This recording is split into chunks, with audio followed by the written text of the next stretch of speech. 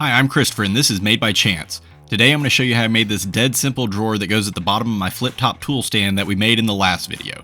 And just because it's dead simple doesn't mean you can't make mistakes, as I did. Let's get to it.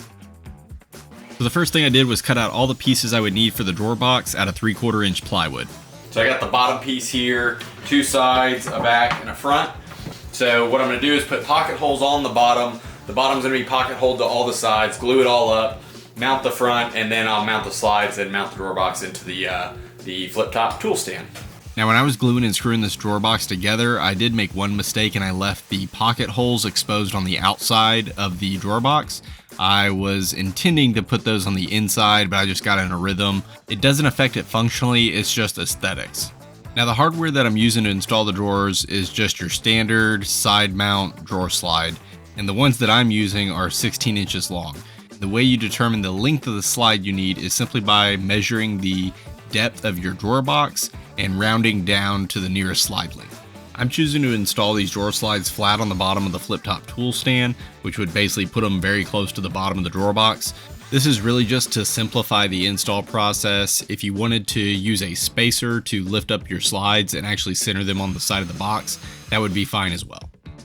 Now, the face of my drawer front is going to be fully inset inside the frame of the stand. And because my drawer front is going to be made out of 3/4 inch plywood, that means my slides need to be set back 3/4 of an inch from the front of the frame. Alright, so for the drawer front, I'm basically just going to center it on the box. So for the size of the piece I have, it's about 5/16 inch from the outside of the sides. And then I'm going to go about 3/16 of an inch from the bottom. So it's going to sit, just the front is going to sit a little bit lower than the actual bottom of the drawer. And this is going to help center everything inside that drawer, the frame, so that the drawer front looks like it has a nice 1/16 to 1/8 inch spacing around the whole thing. And it also gives some clearance for the bottom not to rub on the frame.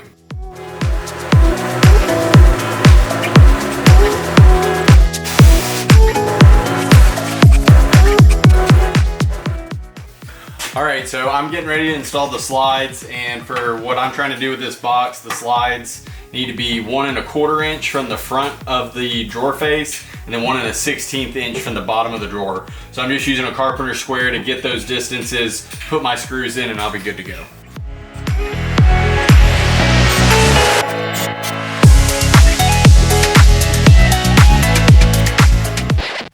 How the hell did I do that? Oh, to the top, not to the bottom. Oh my god, what an idiot.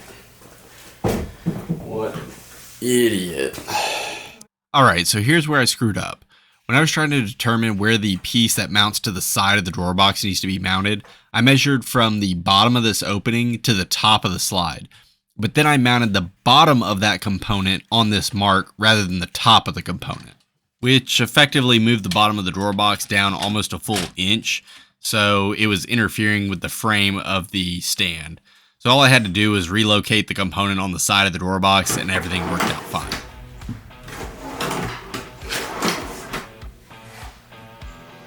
Beautimous. With the drawer box now fitting, I was able to finally mount my handle by just finding the center on the drawer front, getting my holes drilled, sanding it up and cleaning it up, mounting my handle, and we were done. So as you saw in the last 4 minutes, building and installing a drawer is really not that complicated.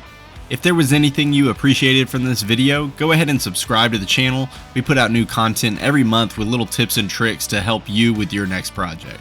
If you want to see the full video on making this flip-top tool stand, click this video right here. Otherwise, until next time, take a chance and make something. I'm just using a,